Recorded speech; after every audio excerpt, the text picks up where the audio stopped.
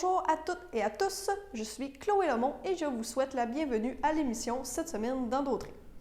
Donc, durant cette émission, nous reviendrons sur des nouvelles marquantes de la dernière semaine.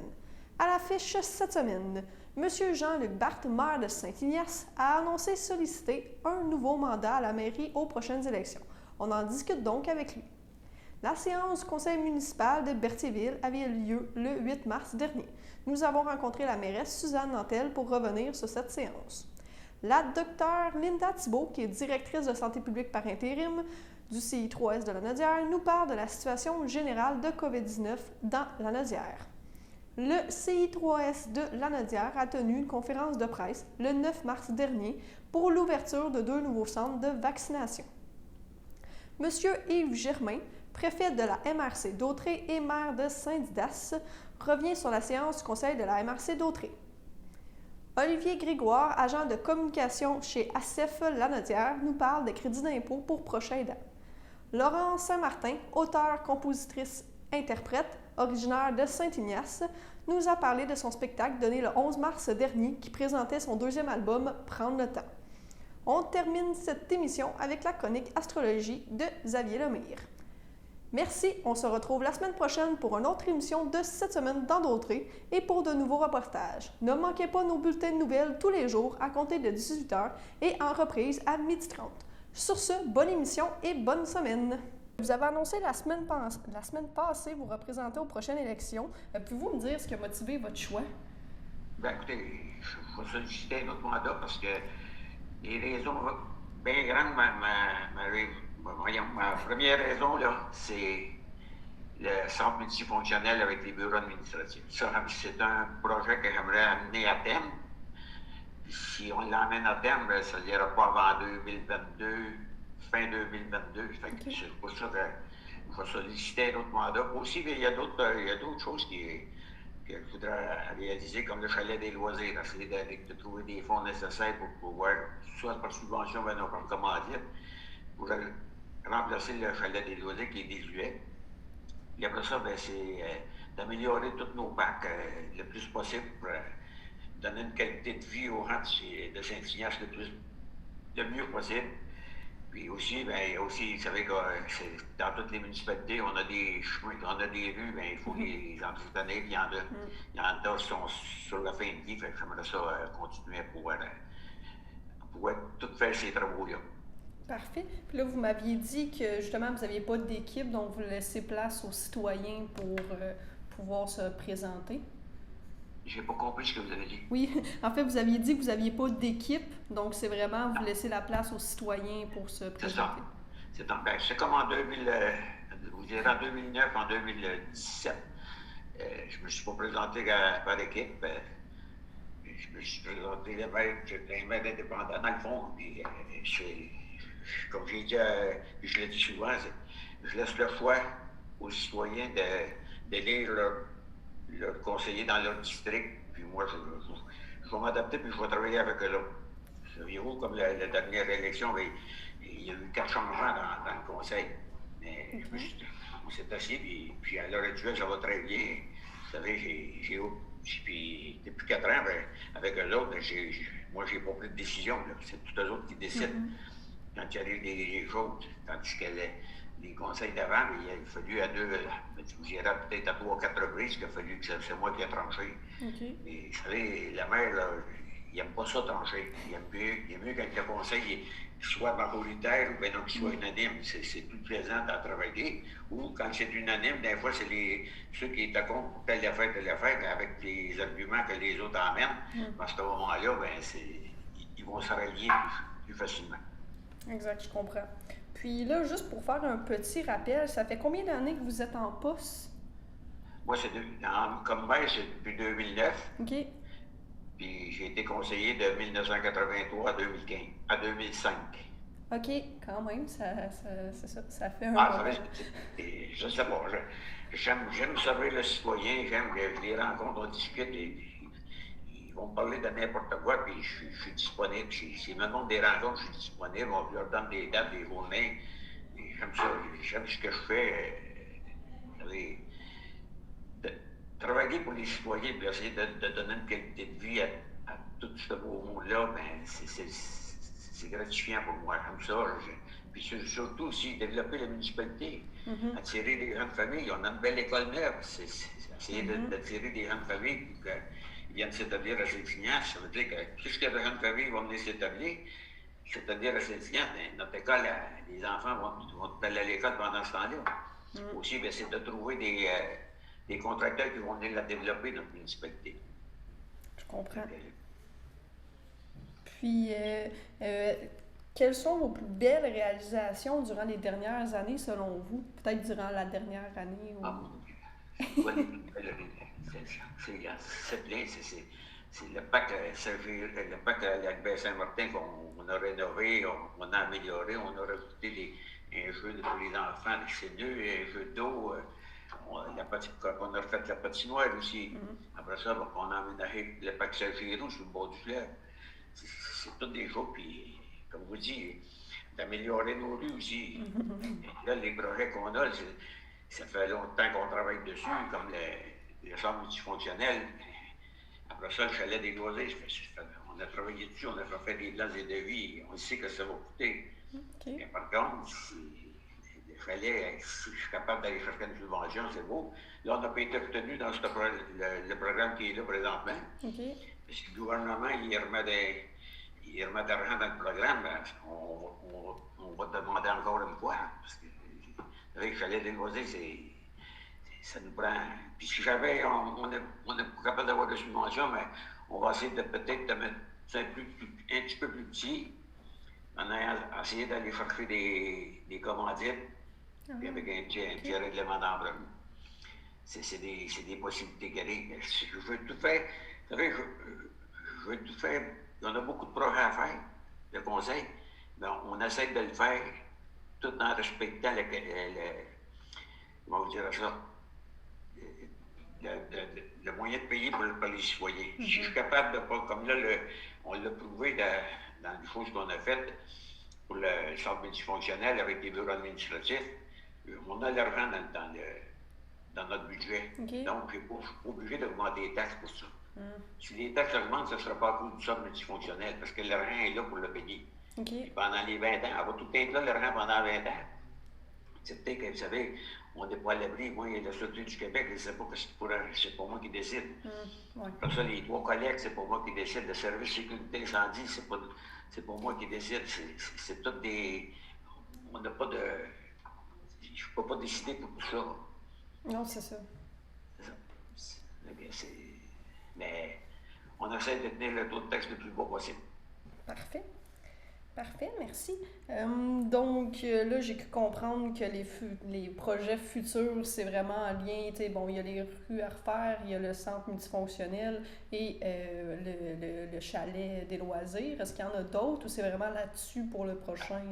Le chalet des loisirs, ça pourrait être un petit peu plus loin parce que vous savez qu'en 2024, je crois, on va probablement avoir encore une nouvelle taxe, dans la taxe d'essence Canada-Québec. Ah, OK. Et si on a cet argent-là, dans ce moment-là, je sais qu'on est capable d'aller chercher 20% du montant qu'on soit. OK. À ce moment-là, si j'ai été capable d'avoir de subvention pour le chalet, les loisirs, probablement qu'on va aller chercher ce 20%-là dans la nouvelle taxe pour refaire la fête. C'est sûr, ça va coûter en 2024-2025, mais que c'est mon idée. Je peux pas. Sans subvention, là, ça vient dur de faire le chalet. Oui, c'est ça. À moins que les citoyens acceptent de faire un règlement d'emprunt, puis qu'avec un règlement d'emprunt, c'est sûr certain que là, tu n'as pas le choix. On n'a pas le choix, parce que l'argent du budget ne le rendait pas pour bien des règlements d'emprunt. Donc, si on est obligé de faire un règlement d'emprunt, si c'est ça que le citoyen veut, c'est sûr certain qu'il va y avoir une augmentation de taxes à ce moment-là. Mais je ne prévois pas ça. Alors, j'ai tenu au préalable à partager un point d'information générale avant l'adoption des résolutions qui visait un rappel sur la journée de commémoration nationale en mémoire des victimes de la COVID-19 qui aura lieu jeudi le 11 mars prochain et du fait que le drapeau de la ville sera mis en berne à l'intérieur des locaux de l'Hôtel de Ville. Alors, j'ai aussi invité la population à observer une minute de silence à 13 heures, donc jeudi le 11 mars, afin d'honorer la mémoire des victimes, de leurs proches et de tous ceux qui continuent à œuvrer pour lutter contre la pandémie. Le pont jonchant la rivière Chaloupe, propriété du ministère des Transports du Québec, a été fermé à la circulation en mars 2015. Suite à nos demandes sur une base continue pour la réouverture de cette infrastructure à la circulation, nous avons toujours reçu des réponses très évasives du ministère concerné. À maintes reprises, on nous a mentionné que diverses études hydrauliques et techniques, ainsi que de stabilisation des berges, entre autres, devraient être réalisées avant une décision de leur part. Mais à notre connaissance, même après plusieurs années, aucune étude n'a avancé en ce sens. Au niveau de l'aspect patrimonial, considérant que ce pont est inscrit dans l'inventaire du patrimoine bâti de la MRC de Dautrey, on nous a aussi informé que le ministère doit en référer à un spécialiste pour valider l'indice de sa valeur patrimoniale, pont qui date de 1925, fabriqué par la Dominion Bridge, classé au répertoire avec une mention supérieure et une valeur d'authenticité excellente. Mais aucune nouvelle d'une telle évaluation à ce jour. Information que j'ai reçue à ce propos depuis plus de 2 ans. Depuis sa fermeture, il y a eu plusieurs correspondances, rencontres politiques et administratives, résolutions de vos élus municipaux, appui des municipalités limitrophes et de la MRC, et rien n'a bougé. La ministre députée du comté et responsable du tourisme est aussi au fait de ces informations et de cette problématique. De notre part, plusieurs raisons ont été invoquées pour justifier sa réouverture, soit le bris de la route verte et du chemin du roi, la diminution de la vitalité économique et touristique et la fréquentation de notre centre-ville, entre autres, et que la déviation de la circulation sur la rue Olivier M. Gendron ne peut être envisagée de façon permanente en raison de sa configuration.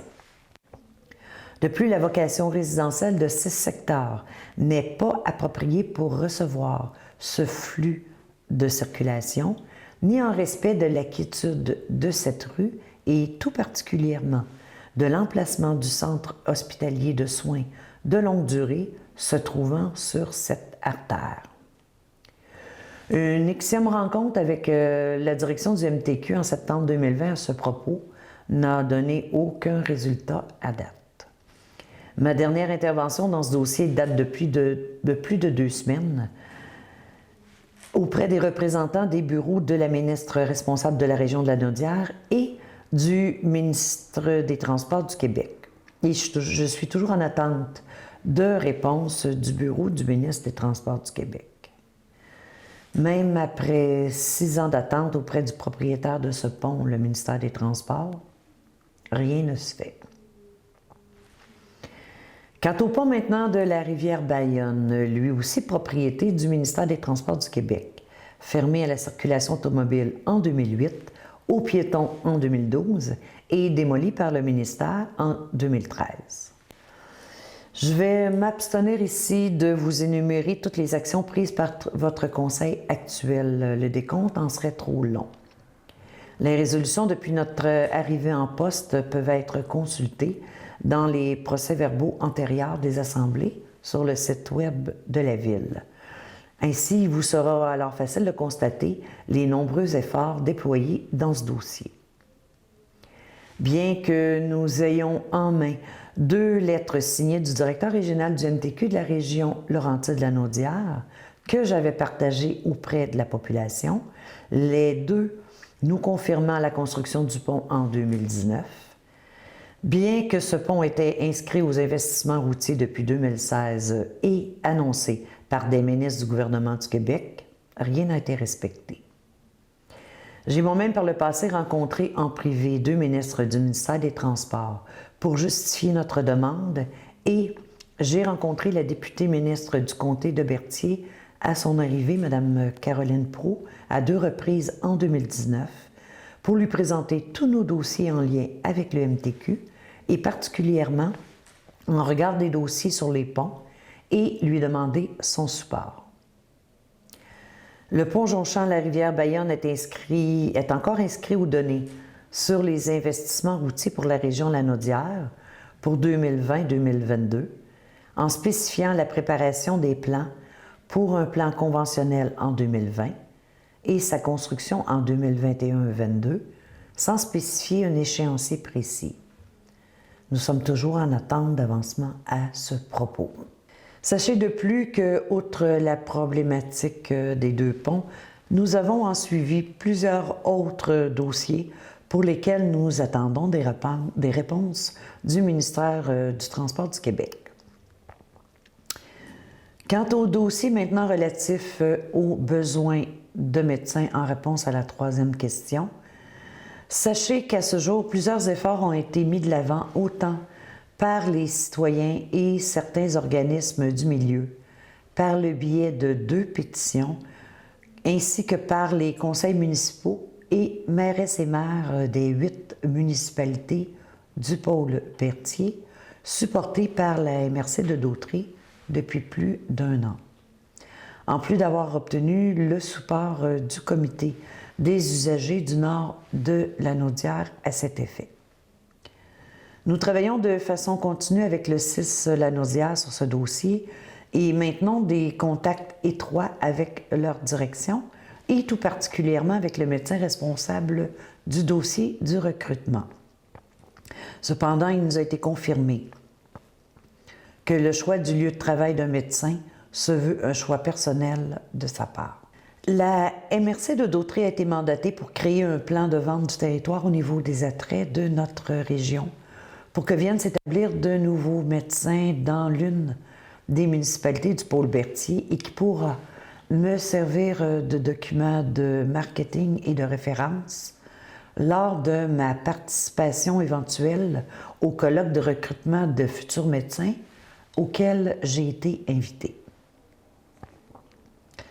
Nous travaillons aussi avec le médecin responsable du GMF Berthier-Saint-Jacques pour inventorier les éléments à améliorer qui favoriseraient la venue d'un nouveau médecin à la clinique de Berthierville. D'ailleurs, il y aura d'ici les prochains jours une rencontre virtuelle avec les 8 mairesses et maires du pôle Berthier ainsi que la MRC pour faire le point dans ce dossier.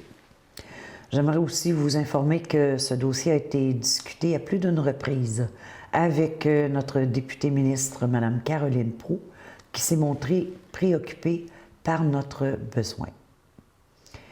Sachez qu'un tel dossier relève du ministère de la Santé et des Services sociaux du Québec et que malheureusement, la pandémie en a ralenti l'avancement autant pour les responsables du CIS Lanaudière que pour les maires des 8 municipalités concernées qui travaillent sur le dossier pour s'assurer de la qualité de vie de leur population dans leur milieu. Un dossier qui se veut souvent avec des résultats obtenus à moyen terme. La semaine passée, en fait, je pense que c'est le 25 février, il y a eu une éclosion à l'école primaire, justement, à la source Dautrey, que, bon, les cas ont passé, je pense, de 13 à 120, là, ça a quand même beaucoup augmenté dans cette MRC-là. Là, on voit que depuis le 3 mars, c'était 120 cas actifs dans la MRC Dautrey. Là, en date d'aujourd'hui, c'est 70. Donc, je suppose que la situation dans la MRC Dautrey est plutôt contrôlée présentement? Exact. La situation est sous contrôle. Parfait. Puis là, avec la conférence de presse la semaine passée, on disait qu'on allait rester justement en zone rouge. Donc, la Lanaudière reste en zone rouge. Et on s'attend à d'autres hausses de cas. C'est pour ça qu'on reste en zone rouge? En fait, vous savez, les paliers de couleur, il y a plusieurs facteurs qui influencent les paliers de couleur. Oui, le nombre de cas, ce qu'on appelle l'incidence, les nouveaux cas par 100 000 habitants, si on veut se comparer à chacune des autres régions. Et ce qui a été écouté pour le nombre de cas, c'est que c'est sûr que dans la région du Grand Montréal, ce qu'on appelle la CMM, le nombre de cas était quand même assez élevé pour se situer en palier rouge. Mais également, ce qui fait décider les paliers de couleur, c'est un petit peu l'évolution des cas, l'impact de ces cas-là sur, par exemple, l'hospitalisation, l'utilisation des lits aux soins intensifs et jusqu'à quel point également il y a une entrée de variants qui s'effectue dans la région. C'est un peu la décision qui a été prise par les autorités de maintenir toute la CMM en palier rouge. Si on reste en palier rouge, parce qu'on attend quand même de voir, vous voyez avec l'exemple que vous m'avez donné pour Autrey, même si on a eu une grande augmentation de cas, ça prend toujours au moins 14 jours, un minimum de 14 jours, qui est l'équivalent de la période d'incubation, pour voir le nombre de cas secondaires liés à une éclosion ou liés à un cas qu'on appelle un cas index dans notre jargon de santé. OK. C'est ça, parce que là... Ça prend un peu de temps, ça prend une stabilité et un maintien de tous ces indicateurs-là pour nous faire prendre une décision sur un changement de couleur. Également, le fait que les variants nous guettent et on veut être certain de ne pas avoir d'éclosion liée à ces variants-là, comme une éclosion qu'on pourrait qualifier d'incontrôlable. Parfait. Puis d'après ce que j'ai compris aussi avec les variants, ce que j'ai lu, c'est qu'on en avait 2 dans la Nodière. Est-ce que c'est toujours les chiffres qui sont à jour présentement? Écoutez, on a plus que 2 cas suspects. Ce qui se passe, c'est que tous les cas qui sont positifs sont amenés à un premier test qui s'appelle le criblage. Et ça, je pourrais vous dire qu'on a à peu près une quarantaine de cas en criblage positif. Ça veut dire qu'ils sont des cas suspects. Dès qu'on a un cas suspect, on le sait en 24 heures après avoir eu un cas positif. Donc, on agit, on est plus intense au niveau du suivi que l'on fait de ces cas-là. Mais ensuite, ils sont amenés dans une deuxième phase qu'on appelle le séquençage. Ça veut dire regarder au niveau du génome. Et ce qu'on sait actuellement, de 2, on est rendu à 4 cas qui sont confirmés positifs au séquençage. OK. Puis... Donc, c'est une question de temps. Pour nous, lorsqu'on intervient avec des cas positifs au criblage, on considère que ces cas-là sont assez suspects pour hausser les mesures que l'on met en place. Oui, c'est ça. Puis est-ce que c'est dans... Tu sais, là, vous êtes 40 suspectés, il y en a 4 confirmés. Est-ce qu'on le sait, c'est dans lesquels MRC ou du moins dans le nord, dans le sud? On en a dans le sud, on en a dans le nord. OK. Donc, écoutez, c'est une mauvaise nouvelle puis une bonne nouvelle en ce sens qu'ils sont éparpillés pour l'instant. Ça veut dire que c'est pas une grosse éclosion. Ça n'a pas créé de grosse éclosion. Qu'est-ce que ça signifie? Ça signifie que nos mesures de prévention, la population est au rendez-vous pour mettre en place les mesures.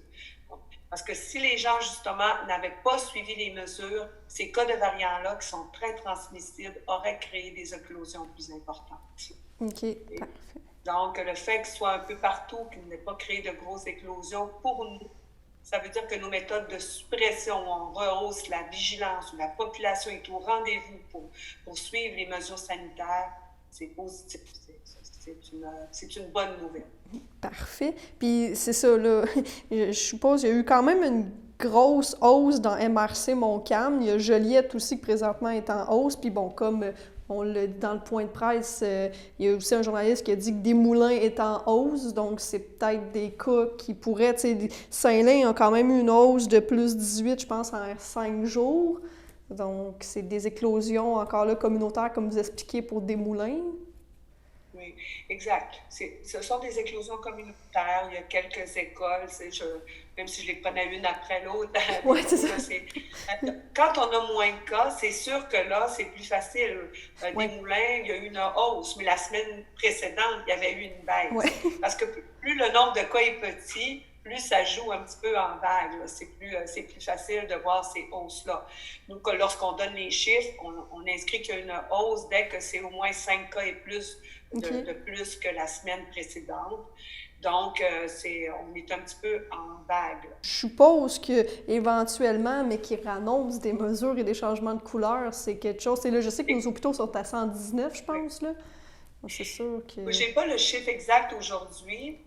On a on avait une petite hausse. Quand on regarde la proportion de cas aux soins intensifs par rapport aux cas hospitalisés, il y avait une hausse de la proportion des cas qui étaient aux soins intensifs. Mais vous voyez, les gens qui décèdent, ce sont les gens, malheureusement, il y en a qui disent que le COVID, c'est une maladie de vieux. Ce n'est pas une maladie de vieux. 35%, quand je regarde les statistiques globales, vous savez qu'on a eu 20 545 cas de COVID dans la Naudière. 35% de ces cas-là, c'était des gens en bas de 29 ans et moins. Donc, c'est une maladie plus de jeunes que de vieux. Oui, exact. Malheureusement, ce sont les personnes âgées qui ont un plus gros taux de fatalité. Ce sont eux qui décèdent. Vous voyez, dans les 7 derniers jours, on n'a pas eu de décès. Mais moi, je suis optimiste que c'est le vaccin qu'on a distribué, qui a été distribué par les équipes du CIS qui ont travaillé très, très fort, sont dans les CHSLD, les RPA. On est en train de faire les ressources intermédiaires actuellement. Ces gens fragiles-là étant vaccinés, elles sont moins, même si elles pourraient être frappées par la COVID, les complications, les décès sont de beaucoup diminués et c'est ce qu'on voit dans les statistiques globales au niveau de la Naudière. Alors qu'effectivement, la semaine dernière, on pensait avoir une hausse. Actuellement, tranquillement, on se dirige vers une baisse. Si je peux vous donner un bilan, dans le pire de la deuxième vague, on a eu, c'était dans le temps des fêtes, au jour de l'arbre, on a eu jusqu'à 200 cas, près de 200 cas dans la Naudière. Actuellement, nous vacillons autour de 30 cas, 40 cas, donc c'est quand même positif. On est dans un plateau, mais un plateau qui lentement voudrait descendre. Oui, puis il n'y a pas de décès non plus. Je pense que ça fait quelques jours. Dans les 7 derniers jours, c'est une bonne nouvelle. On n'a pas eu de décès en date d'hier, en tout cas dans les 7 derniers jours, lorsque je regardais une semaine passée d'ici, on n'a pas eu. Donc, je vais vous faire en premier lieu un petit bilan de la vaccination là, actuellement dans la Naudière et les étapes subséquentes là, par la suite. Donc, actuellement, on a 3 sites de vaccination qui ont été ouverts le 1er mars, donc un site à Joliette, qui est un site permanent, un site à Charlemagne et un site à Mascouche, qui sont des sites temporaires là, jusqu'à l'inauguration des 2 sites là, que nous allons annoncer aujourd'hui, là, qui sont des sites majeurs. Donc, ces sites-là sont en fonction depuis le 1er mars. Nous avons vacciné à date dans la Naudière, depuis le tout début de la campagne, 26 591 personnes. Donc, dans la grande région de la Naudière, ce nombre-là est composé d'employés du réseau de la santé qui étaient visés par la vaccination prioritaire, les résidents de CHSLD, de résidences pour personnes âgées, de ressources intermédiaires, des gens de la population. Depuis le 1er mars, on a commencé à vacciner la population avec les gens de 80 ans et plus, 85 et 80 ans et plus, les proches aidants. Donc, à ce jour, près de 27 000 personnes vaccinées, ce qui est excellent.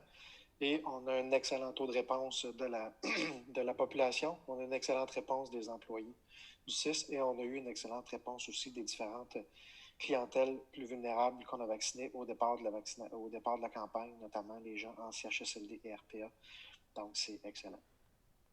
Pour supporter la campagne de vaccination dans les sites fixes, nous avons aussi débuté la vaccination dans des sites ambulants, principalement pour la région du nord de la Naudière, à cause de la grandeur du territoire. Donc, tout au long de la campagne de vaccination, nous aurons des sites qui seront situés en alternance à Saint-Lin, Saint-Calix, Saint-Gabriel-de-Brandon, Saint-Jean-de-Mata, Saint-Michel-des-Saints, Saint-Donat, Berthierville et Radon.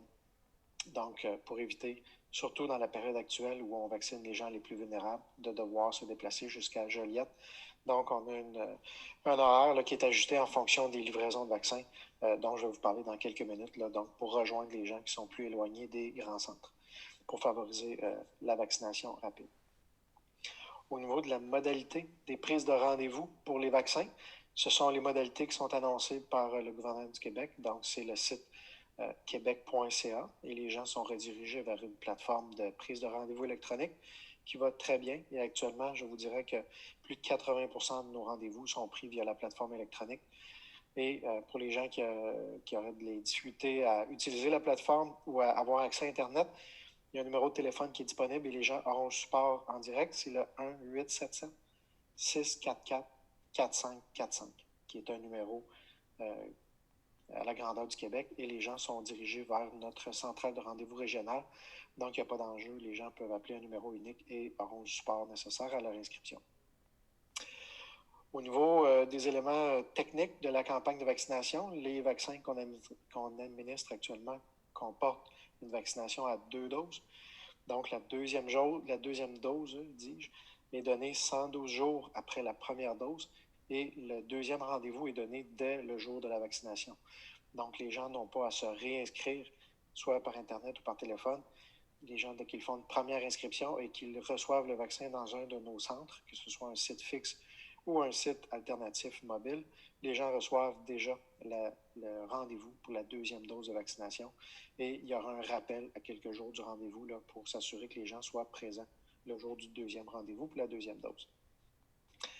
Les clientèles qui sont actuellement en cours au niveau de la vaccination, c'est les travailleurs de la santé du groupe prioritaire, donc les gens qui travaillent dans les hôpitaux, les CHSLD, les résidences pour personnes âgées, les soutiens à domicile, etc. Les usagers de 80 ans et plus et dès aujourd'hui, nous ouvrons les rendez-vous pour les usagers de 70 ans et plus. Donc, les gens peuvent dès maintenant s'inscrire soit par québec.ca ou par le numéro de téléphone que j'ai donné un peu plus tôt à partir de 70 ans et les proches aidants de plus de 70 ans sont toujours acceptés pour la vaccination comme depuis le début de la campagne. Au niveau des livraisons de vaccins, là, les groupes prioritaires changent rapidement. Vous avez vu, on était à 80 ans et plus jusqu'à hier. On a ouvert dès hier soir pour les gens de 70 ans et plus. Vous pouvez suivre notre page Facebook et l'équipe des communications du CIS là, est arrimée avec plusieurs médias régionaux, médias électroniques et médias écrits, les médias municipaux, pour s'assurer que les gens aient l'information au fur et à mesure que les nouveaux groupes prioritaires vont ouvrir. C'est une campagne actuellement, vous voyez, là, dépendant de la livraison des doses, où les groupes prioritaires peuvent se modifier rapidement. Donc, on va s'assurer que tout le monde ait l'information à temps. Et dès qu'on diffuse un groupe prioritaire, l'inscription est disponible sur Clic Santé et par téléphone. Les sites temporaires actuels et les 2 sites de masse. Donc, il n'y aura pas une coupure nette, là, parce qu'il y a des... on comprend là, qu'il y a des gens, là, on doit ouvrir des plages horaires, là, et donc la semaine d'ouverture sera une semaine de transition entre la fermeture graduelle des sites de Mascouche et Charlemagne et l'ouverture des sites de masse de Repentigny et Terrebonne. OK, merci. Alors, M. Morin, sa technologie ne lui permet pas de parler, mais il entend. Alors, je vais vous lire les 2 questions qu'il a et il va entendre les réponses de votre part. La première question, il aimerait savoir le pourcentage des employés de la santé qui ont été vaccinés jusqu'à maintenant. Est-ce qu'on est en mesure, selon les groupes prioritaires, là, de mentionner ce pourcentage-là, M. Etier? Oui, en fait, actuellement, dans le premier groupe d'employés prioritaires, là, qui étaient principalement les employés des hôpitaux CHSLD, RPA, ce n'est pas que les employés du CIS, là, ce sont les employés des différents réseaux publics et privés, soutien à domicile, les coopératives d'aide à domicile, etc. Là, si on prend les gens qui sont en travail actif actuellement, donc on a près de 80% des gens qui sont vaccinés, ce qui est un excellent taux de réponse pour les employés. On a débattu, en fait, et on a adopté une proposition pour un règlement d'emprunt à la MRC. C'est pas souvent qu'on fait ça, on le fait à l'occasion. Et c'est dans le cadre des programmes d'installation de fibre optique dans les programmes gouvernementaux. La MRC est en avant-garde au Québec là, en tant qu'MRC dans le déploiement de la fibre optique. Et on est qualifié actuellement pour une subvention de 7 millions de dollars du gouvernement du Québec sur un projet de 10 millions. Donc, il y a un 3 millions qui est à financer.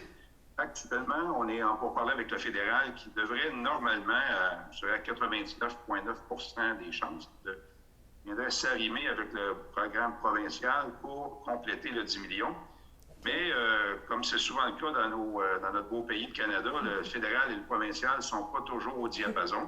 Donc, au niveau horaire et je dirais déploiement de ce projet-là, il y a une disparité des priorités en termes de temps. Et le provincial est plus pressé que le fédéral. Donc, pour faire un entre-deux, il faut absolument que la MRC garantisse le 30 au provincial avant que le provincial puisse débloquer les fonds. Donc, c'est un partenariat, mais on s'est entendu sur un règlement d'emprunt qu'on va se diviser entre les municipalités. Donc, la division des sommes a fait l'effet d'une discussion, mais tout le monde s'est bien entendu. Et on va pouvoir promettre au provincial qu'on peut aller de l'avant avec le projet. Donc, c'est au Trébranché 2, là, c'est sur le site de la MRC. Okay. Et on vient compléter le réseau là, d'ici les 2 prochaines années. Okay. Donc, le but, c'est de brancher 99,9% de tous nos citoyens, tous nos bâtiments municipaux, les entreprises d'ici 2 ans. Là, c'est un objectif gouvernemental et on est en bonne voie de l'atteindre. Parfait. Parfait, merci. Ça, c'est un beau projet, une belle continuation de projet. Ça touche beaucoup de secteurs. Hein. On parle que ce soit notre vie quotidienne et surtout, je dirais, le développement économique, le développement de nos communautés. Si on veut se rendre compte comment la communication virtuelle est importante, on n'a seulement qu'à regarder la dernière année. Là, puis, ouais. On peut se trouver chanceux que ça existe actuellement. Oui, exact. Il y a un autre sujet qui demande, je ne pourrais pas tout le résumer parce que c'est quand même assez volumineux. C'est un sujet qu'il n'y a pas beaucoup de gens qui ont entendu parler. C'est des promoteurs qui travaillent depuis, je dirais, assez longtemps, au moins 2 ans, à monter un projet au Club de golf de Berthier. On connaît le Club de golf de Berthier pour ceux qui sont un petit peu près du domaine du golf. Ils ont 9 trous. Donc, ils veulent prendre, pas 3 trous, 18 trous. Ils veulent prendre un de leur parcours, celui du centre, et en faire un terrain on appelle ça terrain de camping de luxe pour des motorisés. Donc, il y a un groupe d'investisseurs qui sont prêts à mettre tout près de 40 millions de dollars dans un projet majeur pour attirer du tourisme dans notre région. Vu que c'est un territoire qui est soumis à la Commission de la protection du territoire agricole, donc ça prend leur assentiment pour changer la vocation de golf à terrain de camping villégiature, appelons-le comme ça. Et les promoteurs ont essuyé 2 refus actuellement là, dans leur présentation. Okay. Et la MRC est d'avis qu'on pourrait nous représenter le dossier sous notre giron, là, notre nom finalement, avec l'appui des promoteurs, en amenant des événements, je dirais comment est-ce qu'on peut appeler ça, une approche nouvelle par rapport au projet vis-à-vis la CPTEQ, parce que ça vient un peu bonifier et de beaucoup tout notre secteur touristique, agroalimentaire. Et on va prendre cette approche-là. Le milieu agricole est avec nous, derrière nous à 100%. Okay. Donc, tous les acteurs économiques sont derrière ça. Donc, on fait face finalement à, je dirais, là, c'est une application assez littérale de la loi sur la protection. Les commissaires font leur travail. Donc, nous, on pense être capable de présenter un projet modifié, bonifié, avec l'aide des promoteurs pour éventuellement obtenir l'assentiment de la commission à cet effet-là. Donc, c'est un projet que si ça va de l'avant, ça a un impact ça bonifierait en fait l'offre touristique et aussi ça viendrait bonifier l'offre économique dans notre secteur. Oui, exact. Puis ça, mettons, c'est un projet qui pourrait voir le jour dans combien d'années ou... En fait, je pense que les plans sont prêts. Dès que c'est approuvé, je pense que c'est dans l'année qui suit ou dans la même année, les travaux pourraient commencer, dépendant de la saison, officiellement. Donc, c'est en fait un aménagement qui va servir pour des motorisés, je dirais, de haut de gamme. Okay. C'est des projets qu'on voit apparaître un peu partout, là, même il n'y en a pas beaucoup au Québec, il y en a aux États-Unis, il y en a en Ontario. Et c'est souvent de la clientèle québécoise qui va dans ces endroits-là. Donc, on viendrait rapatrier nos citoyens qui vont ailleurs. Donc, on leur offrirait un espace adéquat, qui est un peu plus luxueux, qui est près des grands centres comme Montréal, qui est près du fleuve, tout près d'une zone touristique. Donc, ce sont des gens qui, habituellement, qui ont des sous à dépenser et qui ont du temps pour le faire. Donc, ça ferait une belle clientèle. On parle de, si ma mémoire est bonne, là, à peu près de 600 personnes là, qui pourraient graviter là, à plus ou moins long terme là, autour de ce projet-là là, à l'année. OK. Quand même. Donc, c'est un projet majeur sur lequel on va plancher là, dans les prochains mois. Un autre point, en fait, on change de registre, on s'en va en culture, on en parle assez souvent. Donc, on a un procédé qui est en cours actuellement pour revoir, ou bonifier notre politique culturelle. Il y a beaucoup de consultations qui se font actuellement dans le milieu culturel via notre comité, via nos agents de développement culturel. Et on veut le faire aussi, nous, en tant qu'élus, faire une démarche en termes de revoir notre stratégie culturelle et tout notre positionnement. Et ça va se faire de façon en atelier, de façon virtuelle. Donc, il y a notre agent culturel, le développement culturel est en train de développer la méthodologie. On va se choisir une journée comme élu et pendant presque une journée complète, on va parler de culture. Okay. Donc, il va y avoir des discussions en atelier, des animations. On va s'assurer, nous, de notre côté, comme élus, de transmettre notre vision de ce que devait être le développement culturel dans la MRC de Dautrey, en lien avec toutes les municipalités concernées. Donc, ça va vraiment être un travail exhaustif et on va plancher là-dessus pendant une journée de temps et on va avoir une vision commune là, suite à cet exercice qui va se passer, je dirais, dans les 2 prochains mois là, au maximum. Okay. Okay. Donc, on va utiliser les moyens virtuels à leur plein potentiel. Oui, c'est ça. Ce qu'on fait beaucoup durant la pandémie présentement. Oui, absolument. Donc, on a appris à travailler avec tout ça. Un autre point un peu, c'est administratif, mais ça touche aux citoyens, parce que vous allez peut-être les voir apparaître là, dans la saison d'été. On parle de cadets policiers. À chaque année, on fait une entente. Les municipalités regroupées font des ententes avec la Sûreté du Québec. Cette année, on a regroupé le tout sous l'égide de la MRC. Donc, en fait, la MRC a signé pour les municipalités concernées avec leur accord. Donc, on va y avoir, je pense qu'il y a 2 cadets de plus là, dans les apports de la Sûreté du Québec. Donc, vous allez voir des cadets là, se promener soit en vélo, je pense qu'il y en a aussi peut-être sur les plans d'eau, pour faire de la sensibilisation là, auprès des citoyens. Apparemment, c'est très, très apprécié. Moi, je n'ai pas la chance d'en avoir ici à Saint-Didas parce qu'on est très petit comme municipalité. Mais je sais que beaucoup de municipalités apprécient le fait que la Sûreté du Québec, en partenariat avec justement les municipalités, puisse offrir le service. Donc, c'est gagnant-gagnant. Ça donne de l'expérience à de futurs jeunes policiers. Et, en même temps, ça sert de lien avec la population. Exact. Et en fait, comme dernier sujet peut-être important qui concerne, les gens vont sûrement en entendre parler. C'est pas une nouvelle que ça a déjà été un petit peu annoncé, mais ça se concrétise. Le service d'incendie de la municipalité de Saint-Gabriel-de-Brandon est en pourparlers avec la MRC pour joindre le service de la MRC depuis quelques temps. Là, c'est en train d'être concrétisé. Ça a été endossé par le conseil de la municipalité et ainsi que celui de la MRC. Et on est à l'étape de choisir une firme d'évaluation qui va évaluer les véhicules pour en mettre une valeur d'échange finalement, là, parce qu'il y a quand même un peu de volet financier là, à considérer. Et tout se déroule je pense, dans l'ordre actuellement.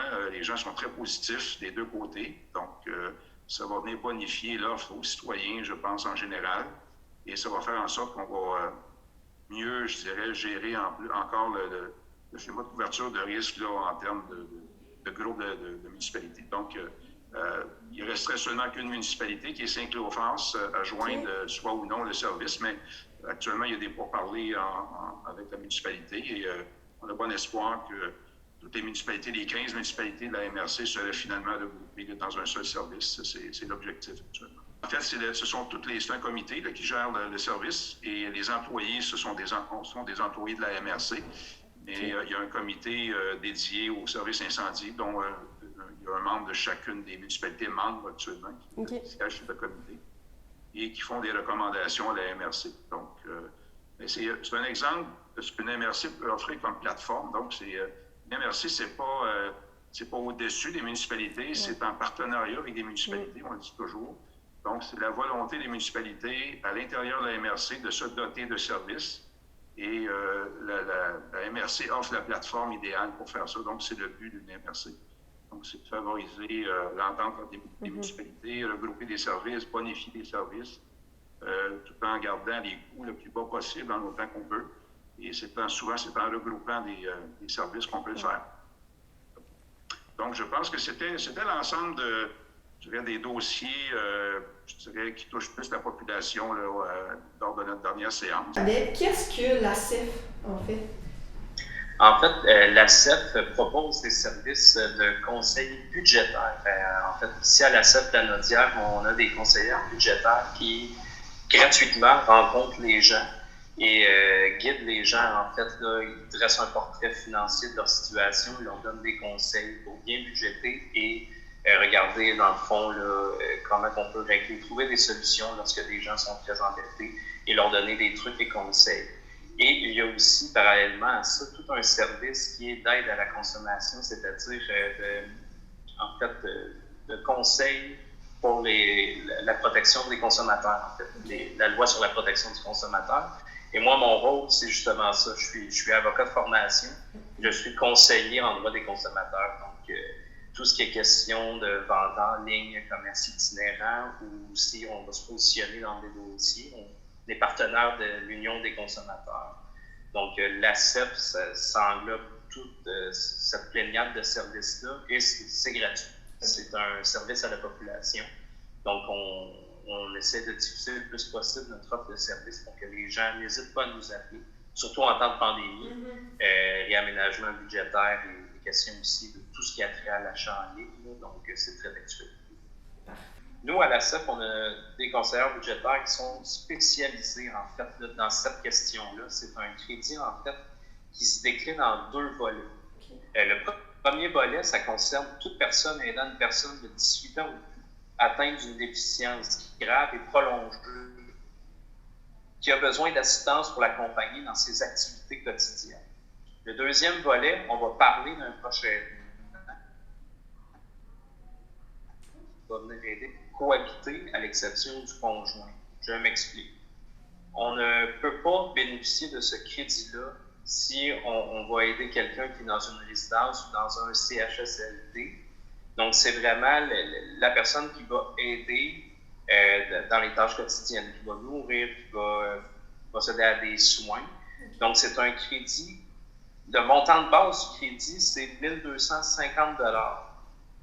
Et vous avez droit à un crédit d'un montant de 1 250 $ supplémentaires si la personne que vous aidez est atteinte d'une déficience grave et prolongée. Ça, ce sont les critères. Ceci étant dit, la CEF Lanaudière, on vient de mettre en ligne sur notre page Facebook aujourd'hui même une capsule explicative sur ce crédit-là. Et on invite les gens qui ont des questions à communiquer avec nous parce qu'on a des conseillères budgétaires qui vont être là pour répondre et surtout savoir si vous qualifiez. On le sait, c'est la période des impôts, donc ça, c'est une question très actuelle.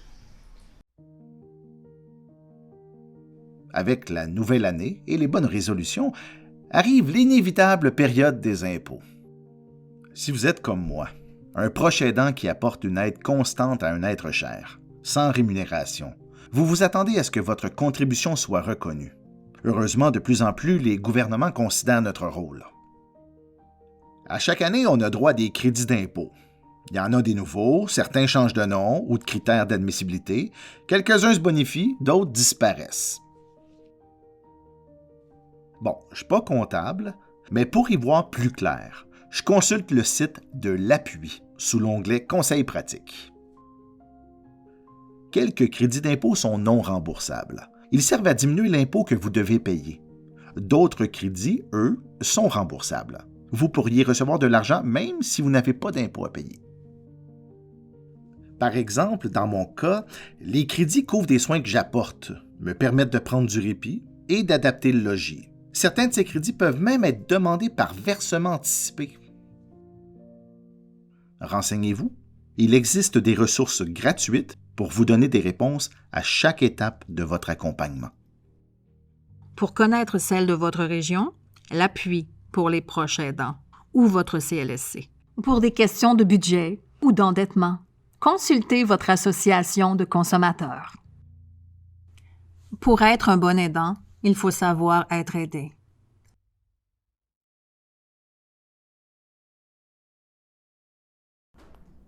Bonjour Laurence, merci d'être dans nos studios aujourd'hui. On s'est déjà parlé quand tu as lancé La Fille des Îles, ça fait quand même un petit bout de temps. Oui. Bienvenue chez nous. Et là, demain soir, tu fais un lancement d'un deuxième album. Tu vas faire ça dans la plateforme live dans ton salon. C'est bien ça? Oui, exactement.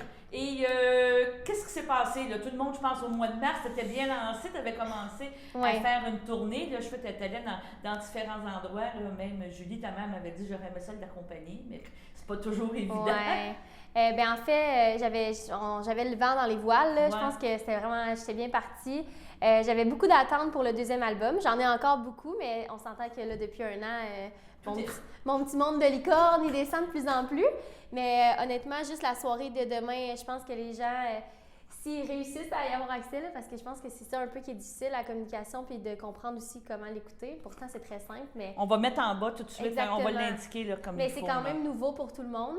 Mais le spectacle est vraiment... C'est comme un spectacle documentaire. Donc, il y a une capsule où on explique le processus de création, où on explique d'où viennent les paroles de mes chansons. Puis après ça, il y a une petite performance et c'est ça pendant 50 minutes. Donc, c'est super captivant et c'est jamais pareil. C'est vraiment Tout est déjà monté ou tu vas vraiment le faire live? En fait, la spectacle était comme live, mais c'est déjà fait. Fait que là, moi, je suis comme vous autres, j'attends T'attends de voir le résultat chez vous dans le salon, voir qu'est-ce que ça va faire. Exactement. Tu me parles d'un nouvel album. La musique, les paroles, c'est encore les mêmes collaborateurs que tu as eus dans l'autre album, dans le premier? Oui, il y a eu Benny Jones, qui est un artiste aussi qui va sortir son premier album, qui est un artiste des Îles-de-la-Madeleine, qui a écrit beaucoup avec moi. Mais là, j'ai pris plus de chansons que j'ai écrites toute seule aussi. Vu qu'on était en pandémie, j'ai vraiment pris le temps de créer. Mais encore une fois, oui, pour les collaborateurs, il y a encore Richard Turcotte, Sophie Pelletier est encore là, Olivier Couture, qui a fait Occupation Double, qui est un chanteur aussi qui m'a aidée. Donc, voilà. Oui. C'est ça.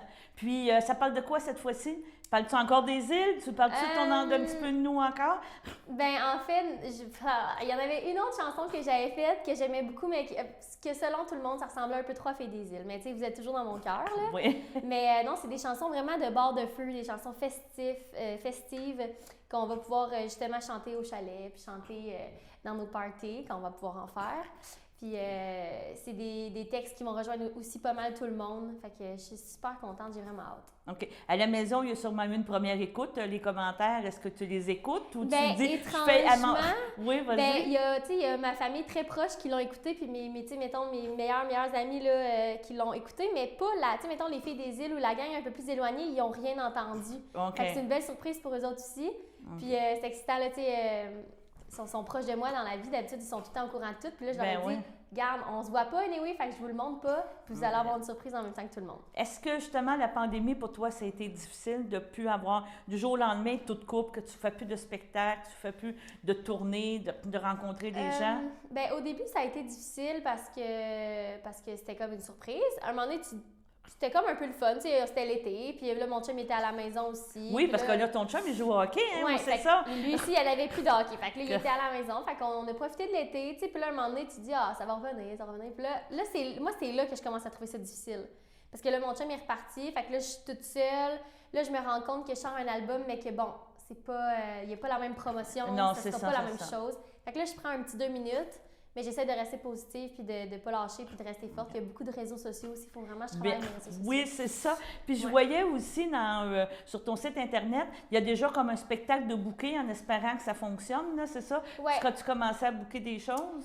J'ai vraiment espoir que pour l'automne prochain, j'aille une mini-tournée. Même si c'est parce que là, en ce moment, c'est difficile avec les salles de spectacle parce qu'eux, ils ont tous retardé leur spectacle. Donc, au retour, ça va être les gros noms. Tout le monde va se garrocher en bon français, ça. Exactement. Mais en étant productrice un peu plus de mes trucs, bien, je vais peut-être pouvoir moi-même louer les salles, et prendre le risque moi-même, mais j'aimerais vraiment ça à l'automne. En fait, c'est presque une promesse. Là, si la pandémie on va essayer de te suivre, mais c'est ça, là, des festivals comme à Berthier, puis tout ça, on va espérer que ça va revenir. Ouais. Donc, on rappelle que c'est demain soir à 8h sur la plateforme live dans ton salon. Ouais. On peut pitonner ce chose-là et tu peux racheter le billet pour l'avoir essayé. C'est très bien. Là, j'avoue que j'ai vu des spectacles. Dans le fond, vous achetez le billet, puis eux s'occupent d'envoyer un lien par email, puis vous avez juste à cliquer sur le lien. Fait que c'est quand même simple, plus simple que ce que vous pensez. C'est ça. Puis tu peux l'avoir justement live dans ton salon. C'est juste 20$.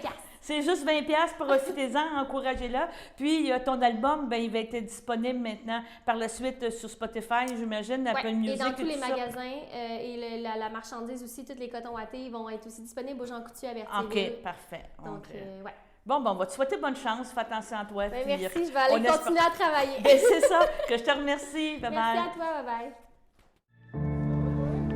Après tous ces mois de travail, on est enfin arrivé au grand jour. J'ai eu la chance de documenter tout le processus et aujourd'hui, je vous l'offre. Maintenant, ça vous appartient.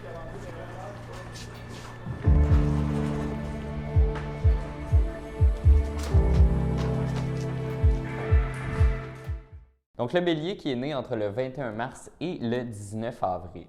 Eh bien, les goûts et les affinités du Bélier changeront du jour au lendemain. C'est une période un peu de transition. Donc, vous avez eu des semaines un peu plus aisées, surtout en amour. Eh bien, là, ça va un peu se corser. Des situations un peu plus complexes s'annoncent. En amour, vous allez avoir des goûts très, très différents. Donc, vous allez peut-être poser vos yeux sur des personnes inhabituelles, donc dans une tranche d'âge différente ou avec des origines ou une culture qui n'est pas la vôtre. Vous allez être présent lors de moments désagréables, surtout dans votre emploi. Peut-être qu'il va y avoir des licenciements dans votre domaine de travail. Donc, vous devez être là, donc soutenir les gens qui vont peut-être avoir plus de difficultés à votre emploi. Le Bélier, qui est reconnu un peu comme un leader, va vraiment jouer bien ce rôle-là de conseiller et de soutenir ces gens-là qui ont peut-être plus de difficultés. Quant au Taureau, le Taureau est né entre le 20 avril et le 20 mai. La compréhension en amour ne sera pas vraiment le point fort du Taureau. Le Taureau est très entêté et ça va se refléter très justement dans sa réalité de tous les jours pour la prochaine semaine.